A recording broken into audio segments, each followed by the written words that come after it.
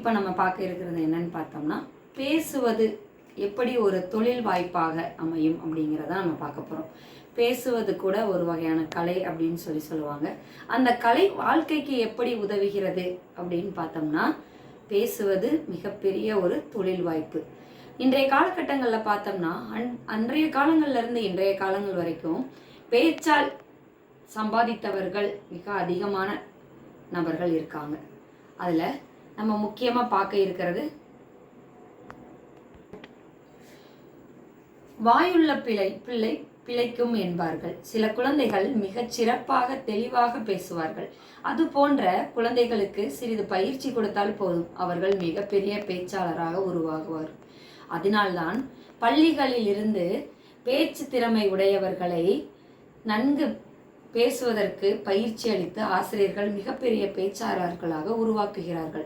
அந்த வகையில் நாம் பார்த்தோம் என்றால், மிகச்சிறந்த பேச்சாளர்கள் தமிழகத்திலும் சரி, மேலை நாடுகளிலும் சரி, எல்லா நாடுகளிலுமே இருந்து வருகிறார்கள். அப்படி தமிழ்நாட்டில் தம் பேச்சால் உயர்ந்தவர்கள் அரசியல் தலைவர்கள் இருக்கிறார்கள், ஆன்மீக பேச்சாளர்கள் இருக்கிறார்கள், இலக்கியம் சார்ந்த பேச்சாளர்கள் இருக்கிறார்கள். இப்படி பல்வேறு வகைகளில் பேச்சாளர்களை நம்மால் பிரித்தெடுக்க இயலும்.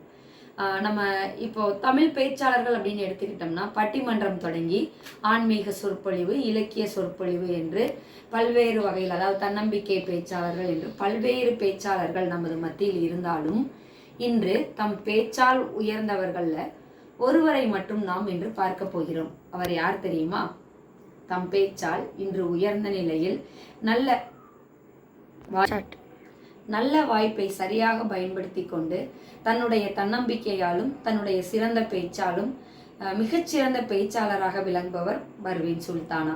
நிமிர்ந்த நன்னடை, நேர்கொண்ட பார்வை, நிலத்தில் யாருக்கும் அஞ்சாத நெறிகள், திமிர்ந்த ஞானச்செருக்கு கொண்டு சமூக தடைகளை உடைத்தெறிந்து வீறு கொண்டு நடப்பவளை பாரதி கண்ட புதுமை பெண்.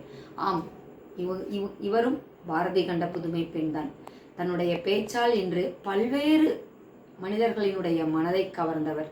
இவர் சிறுவயதில் இருந்தே பள்ளிகளில் தன்னுடைய பேச்சால் அனைவரையும் கவர்ந்தவர்.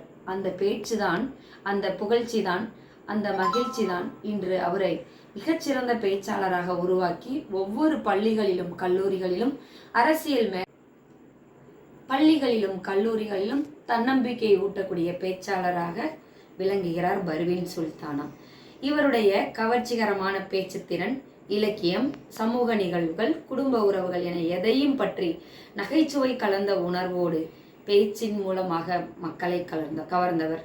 ஒரு சிறு கதையை சொல்ல வேண்டும் என்றால் கூட அனைவரையும் திரும்பி பார்க்கும் வகையில் மிக அழகாக எடுத்து காட்டக்கூடிய, நம்ம ஆங்கிலத்தில் சொல்லுவோம் இல்லையா, ப்ரெசன்டேஷன் அப்படிங்கிறது ரொம்ப முக்கியம்னு சொல்லுவோம் இல்லையா, அந்த மாதிரி தான் தன்னுடைய பேச்சு திறத்தால் கதையானாலும் சரி, கவிதையானாலும் சரி, வாழ்க்கை வரலாறானாலும் சரி, எல்லாவற்றையும் மிக அழகாக எளிய நடையில் அனைவருக்கும் புரியும் வகையில், பாமர மக்களாக இருந்தாலும் சரி, படித்த இலக்கியவாதிகளாக இருந்தாலும் சரி, அரசியல் மேடைகளாக இருந்தாலும் சரி, எல்லா வகையிலும் தன்னுடைய பேச்சால் அனைவரையும் கவர்ந்த மிகச்சிறந்த பேச்சாளர் பர்வீன் சுல்தானா ஆவார்.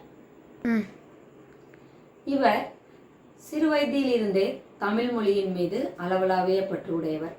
அதனால தான் இவருடைய பள்ளி படிப்பில் தொடங்கி கல்லூரி படிப்பு வரைக்கும் தமிழை உயிர் மூச்சாக கற்றவர். முதுகலை பட்டம் பெற்று முனைவர் பட்டம் தமிழ் இலக்கியத்தில் பெற்றவர். இவர் ஒரு கல்லூரியினுடைய மிகச்சிறந்த பேராசிரியராக விளங்குகிறார். அது மட்டுமா, எழுத்தாளர், கட்டுரையாளர் என்று பன்முக தன்மை கொண்டவர்.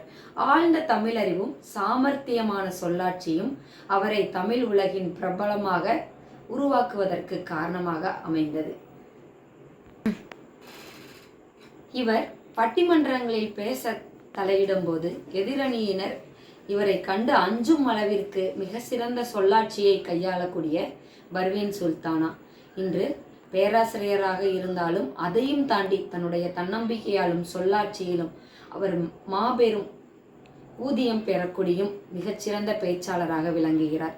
ஆம், அதற்கு இவருடைய தொழில் வாய்ப்பை இவ்வாறு சிறப்புடன் ஏற்படுத்தி கொடுத்ததற்கு அவருடைய தன்னம்பிக்கையும் அவருடைய விடாமுயற்சியுமே காரணம் என்பதை இவ்விடத்தில் சொல்லிக்கொண்டு முடிக்கிறேன்.